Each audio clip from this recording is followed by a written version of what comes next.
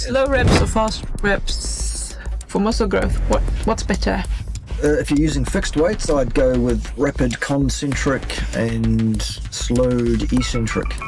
8 rep maximum sets, 2 of those per session, no more than 3 times a week. Works out to about 6 sets. Professor Bart Kay, you have not provided us with any evidence to support your claim at all. Therefore, it will not stand up in court. Hello guys, welcome back to the channel.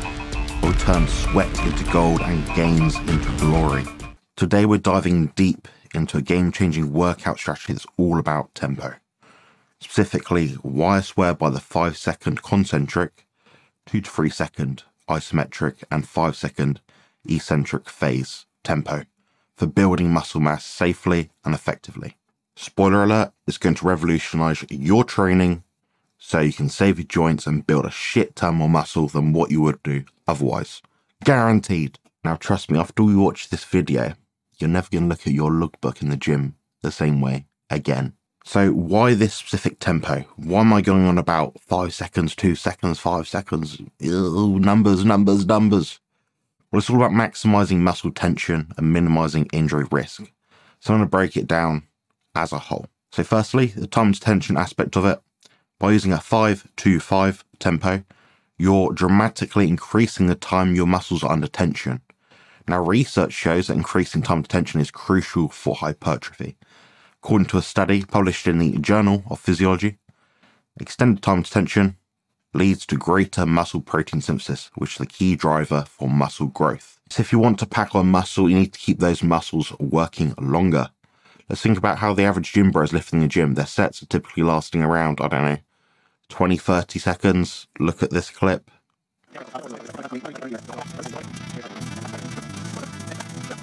Now, having to do multiple sets to accumulate enough stimulus is going to be a real pain in the ass and a massive toll on your time. So if a person is going to reset themselves before each set in the gym, they're doing multiple sets. I'm talking about like 20 sets in the gym. Not only are they spending more time under the exposure of blue light, which is a stress in it of itself, they're also increasing the margin of error by setting up more often, having to get in position over and over again, thus increasing potential risk of injury. Now, this brings me to our next point. Safe and controlled movements. Ever seen someone fling weights around the gym, like trying to swat a fly, like that? Yeah, not pretty. Fast, uncontrolled movements increase the risk of injury.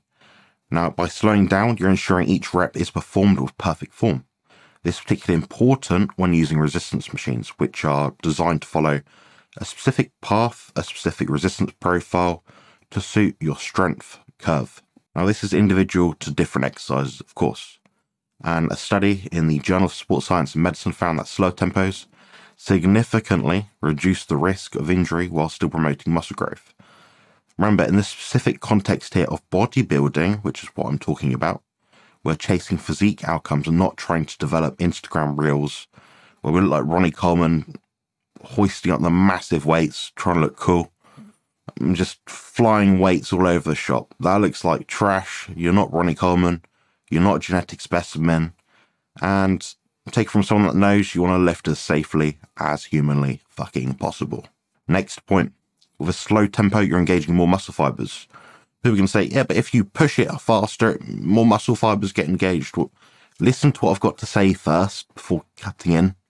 Listen carefully. So the longer the duration of the phase, concentric, isometric, and eccentric, the better and more guaranteed you are to ensure that you're able to hit each muscle fiber, leading to more comprehensive muscle development.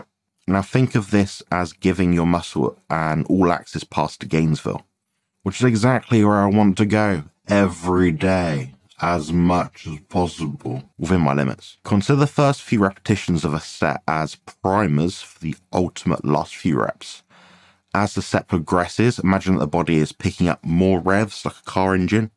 So initially, slow twitch muscle fibers are activated first according to Henneman's size principle. And as long as the final few reps are substantially challenging enough to slow down your speed, cadence, tempo, whatever you want to call it, then you can be damn sure that the fast twitch muscle fibers will begin to rev up, fire up, and as you get close to 0 RIR, which is reps in reserve, they'll eventually burn out and be utilized in full effect. So as long as you're going close to failure, you'll stimulate fast twitch muscle fibers. That's guaranteed. So this means that you do have to train close to or at technical muscular failure as a requirement of this training method. You can't simply just do slow reps, do 8 reps and say, oh yeah, that was good, fine, feel a bit of a burn. Well, if you can do 10, fucking do 10. Do the fucking 10 reps. Do not leave those reps on the table. No fucking chance. Not ever, not once. No, absolutely not. No chance. This keeps things more fun and standardized, therefore your training can be accurately measured and therefore managed. If you're trying to build muscle, you want to be elite, you have to do some elite shit. You can't just leave stuff on the table and pansy around thinking, oh, it's good enough. Oh, I went quite close to failure. Well, watch some of my training clips. Watch some of my training footage, my exercise playlist, which I'll link above. And you'll see for yourself, that's how hard you have to be training in order to really fucking guarantee that you've nailed that muscle fiber. Otherwise, you're spinning your wheels doing the same shit day in, day out, which I see all the fucking time. Next point. Improved mind-muscle connection. Now, if you think about it logically, if you squeeze your biceps slowly, you can see them actually twitching, like shaking. Now imagine I just go like that, like a can of beans. Well, it's not going to do anything. Fuck all, nothing. There's no concentration, there's no absolute effort that's apparent in that training method. That's why resistance training machines are my preferred method over compound movements. So I prefer to see someone do a hack squat over a body weight or barbell squat. It makes more sense. You can activate more muscle fibers because you can go safer, deeper into failure point. So all this basically does is enhances mind-muscle connection, which is crucial for effective bodybuilding. Arnold Schwarzenegger himself, he said, you know, I swear by this principle, and if it's good enough for him, the Terminator, it's good enough for us. Now let's see this in action. Check out this hack squat. Notice a slow concentric phase of the lift, the pause at the bottom, and a controlled lowering or eccentric phase. If you can feel that burn, imagine it, imagine it, imagine it. That's your muscles thanking you, saying, fuck me, that was hard. I really struggled to do that. Most people aren't getting close to that. They're just moving the weight, springing up and down. Control is key. Absolute key. Now, before I recap some of the points I made here, I'd just like to pass your attention over to this, which I think is very much worth your while, time, and definitely worth your money.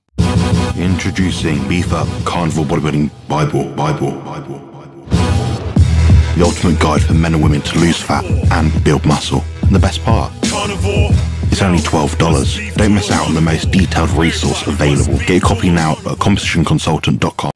So let's recap the points of my 5-2-5 method. So it maximizes time detention, which means more muscle protein synthesis and therefore growth. Safer movements, reduced risk of injury, perfect form. More longevity in the gym, which is fucking brilliant. I love going to the gym. I fucking anticipate it. If I train 5 times a week, it's too much for me. I like to train 3 or 4 times a week. Ideally, rest days between each workout, if you can. Works better, in my opinion, less inflammation. Your body's gonna say, thank you so much for giving me a good old break from that hard work. Then when you come back, you're fresh, ready to rumble. Next point, increased muscle activation. So you actually engage more muscle fibers because you're putting your muscles under strain. You're focusing more on the last few reps. So if, for example, your first rep takes 5 seconds to lift, you're doing 2 seconds in the hardest part of the movement. You're not standing at the top for 2 seconds with a bar on your back or whatever, or you're letting your elbows straighten like that above a barbell curl for your biceps. No, you're finding the hard point in the movement, the middle point usually, or the top end of the range if you're doing a leg extension, something like that, or a leg curl, where your legs are crunched up like that. That's where you do the pause. Then you got the 5-second eccentric phase. You can even extend this up to 10 seconds, and I do this nearly all the time. I think it's fucking brilliant. For someone like me with spine damage, a few spine, hip problems, joint problems overall, works a treat. saves my joints, gives me more longevity in my training career, and it's been pretty effective if you ask me. You also benefit from enhanced mind-muscle connection, which is meaning a greater focus and effectiveness of your workouts. If you're just moving a weight, you have to move the weight with your muscles. It's not about A to B like powerlifting, it's about making your muscles do the hard fucking stuff. The stuff that hurts, as long as it's safe. Don't hurt yourself in the gym, obviously. A little key point here about practicality. Resistance machines, in my opinion, are your best friends here. They provide consistent resistance and support throughout the movement, perfectly matching your strength curve, meaning more tension in the hard parts of the range of motion. This means you can push your muscles to their limit safely and efficiently. Actually, believe it or not, a study in the European Journal of Applied Physiology supports this claim, showing that resistance machines can be just as effective as for its muscle growth, especially when using controlled tempos. Now, with all that being said, a bit of humour in this video. I hope you liked it. I tried to make it a bit fun, keep it a bit engaging for you guys. But I'd like to very clearly and deliberately point out that Professor Bart Kay and I, we're good friends. He's a living legend, and I wholly support his work as an online acquaintance and friend. I will say I'm being a bit naughty here. This video, this clip at the start, was taken from a Q&A where you're limited in time and he does crank out some solid answers, and I wholeheartedly agree with the things he says, pretty much everything he puts out.